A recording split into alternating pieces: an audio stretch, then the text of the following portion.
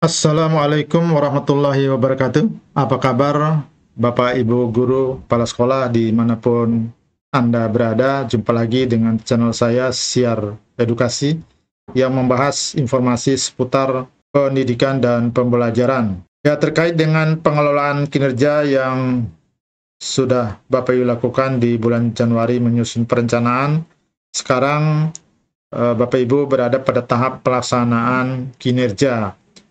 Apa yang Bapak Ibu lakukan di tahap ini? Mari kita simak pembahasan berikut ini. Ya, seperti biasa, Bapak Ibu nanti buka PMM. Ini saya sebagai pengawas sekolah bisa melihat apa yang dilakukan pada sekolah dan guru-guru di sekolah binaan saya. Oke, karena istri saya juga seorang guru, tentu saya bisa mendampingi dan ya bisa juga duduk berdampingan di dalam melihat atau membuka PMM ini. Ya, mari kita buka PMM-nya dengan akun masing-masing. Sekarang kita berada di beranda PMM. Ya, ini fitur-fitur yang sudah familiar dengan Bapak Ibu. Kali ini kita akan membuka pengelolaan kinerja. Oke, di sini terlihat jadwalnya 1 Januari sampai dengan 30 Juni itu pelaksanaan kinerja. Apa iya? Kenapa bisa begitu? Ya iya, karena yang dimulai di bulan Februari sebenarnya adalah terkait dengan observasi praktek kinerja. Yang lainnya sudah Bapak Ibu jalani sebagai guru, ya di bulan Januari Bapak Ibu menyusun perangkat pembelajaran, melaksanakan pembelajaran, merencanakan tugas tambahan, dan hadir di kelas tentu saja sudah dimulai dari bulan Januari. Tetapi untuk observasi praktek kinerjanya ini yang khusus dilaksanakan di bulan Maret, April, Mei. Jadi apa saja yang Bapak Ibu lakukan di dalam periode pelaksanaan kinerja ini adalah apa yang Bapak Ibu rencanakan di dalam RHK. Ya, RHK pertamanya masih ingat Bapak Ibu? Di sini tidak terlihat apa sih RHK pertamanya. Baik, kita lihat dulu di arsip. Kebetulan ini disimpan ketika mengirim ya. Sebelum, jadi di rangkuman itu biasanya terlihat RHK-nya. Nah, ini RHK-nya. Atau bisa juga di-print kembali di akun kepala sekolah. Jadi RHK pertama itu meningkatnya praktek manajemen kelas yang berfokus pada, nah kalau guru yang ini memilih penerapan disiplin positif. Kan ada 8 indikator yang Bapak Ibu pilih, jadi tergantung pada masing-masing guru dan juga kesepakatan di sekolah. RHK berikutnya itu terkait dengan meningkatnya kompetensi. Ini berbeda juga di masing-masing guru tergantung kompetensi apa yang diambil supaya terpenuhi 32 poin ya. Jadi di guru ini kedua, ketiga, keempat, kelima, keenam itu terkait dengan meningkatnya kompetensi. Kemudian yang ketujuh, tidak terlihat di layar PMM, itu tersusunnya kurikulum operasional satuan pendidikan. Dulu juga Bapak Ibu tidak membuatnya, tapi ini akan muncul otomatis. Nah, apakah Bapak Ibu menyusun ini? Tentu saja karena Bapak Ibu menyusun perangkat pembelajaran, ATP, modul ajar, atau RPP, itu bagian dari KOSP. Dan yang terakhir, Bapak Ibu juga tidak menyusun tapi langsung muncul sebagai RHK adalah terlaksananya pembelajaran melalui perencanaan dan perangkat penilaian. Karena ini tugas yang melekat pada guru. Jadi otomatis muncul waktu itu tidak direncanakan karena semua guru ya pasti melaksanakan ini. Nah, yang dua ini, yang terakhir, yang 7 dengan yang 8 itu tidak ada bukti dukung yang perlu Bapak Ibu upload. KOSP dan tingkat kehadiran yang mengupload adalah kepala sekolah. Oke, kita kembali ke PMM. Saya ulangi, pelaksanaan kinerja Bapak Ibu yang pertama di bulan ini mempersiapkan observasi praktek kinerja yang akan dilakukan oleh kepala sekolah dan timnya.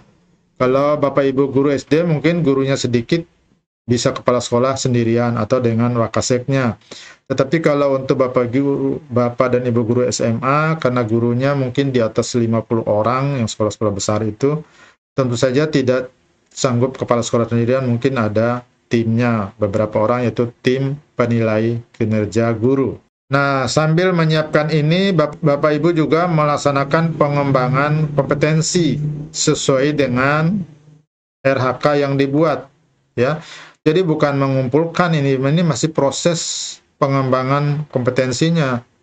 Nah, ini yang bikin Bapak Ibu mulai sibuk sana-sini, webinar, ikut sana, ikut sini, bikin pusing. Nah, karena ini minta mengumpulkan, harusnya ini judulnya pelaksanaan pengembangan kompetensi. Cuma di sini kesannya begitu dibuka, oh langsung kejar-kejar supaya dikumpulkan. Tapi beberapa bisa dilaksanakan di sekolah, misalnya ini, kalau ini pelatihan mandiri, silakan dilaksanakan, kalau Bapak Ibu memilih ini. Kemudian, peran sebagai partisipan observasi praktik pembelajaran. Nah, semua guru kan menjadi peserta observasi praktik pembelajaran, jadi ini sebenarnya bisa dipilih. Banyak kegiatan yang bisa sambil Bapak Ibu lakukan di sekolah. Jadi tidak terlalu heboh dengan mencari webinar sana-sini dengan peserta sampai 2.000, lalu apa yang didapat?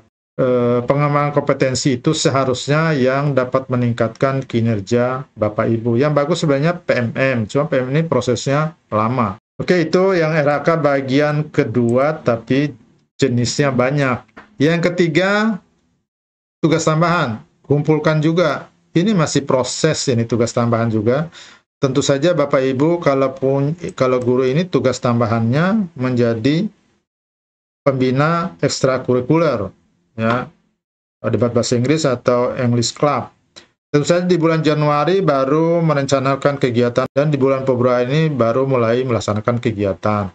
Lalu yang dikumpulkan apa? Yang dikumpulkan adalah laporan disertai surat keputusan. Harusnya ini dulu dong, ini surat keputusannya dulu, dan laporan. Lalu kapan laporan? Tentu saja setelah kegiatan berjalan. Nah, sekarang kan baru proses kegiatan.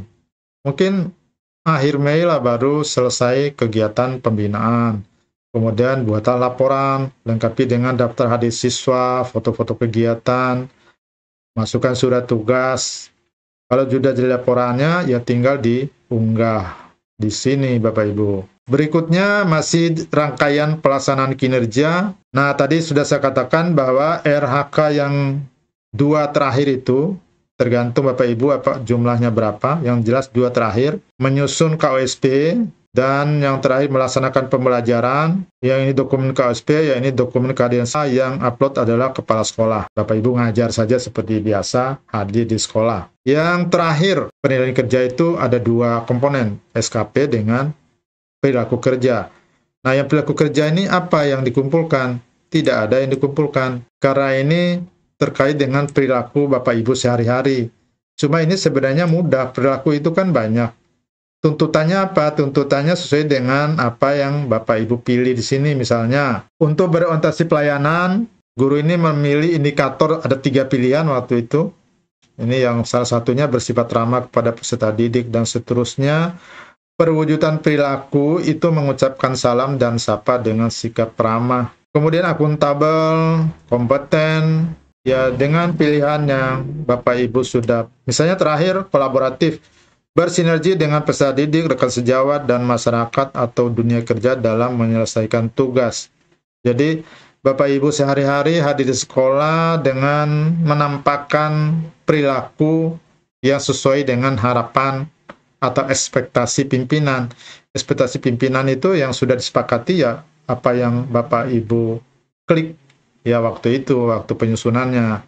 Oke, sebelum saya tutup, saya ulangi, periode pelaksanaan kinerja itu mulai dari Januari sampai dengan 30 Juni, karena Bapak Ibu memang sudah melaksanakan proses pembelajaran, melaksanakan pengembangan kompetensi, melaksanakan tugas tambahan, kemudian perilaku kerjanya sudah terlihat dari Bapak Ibu di awal tahun, yaitu periodenya pelaksanaan kinerja.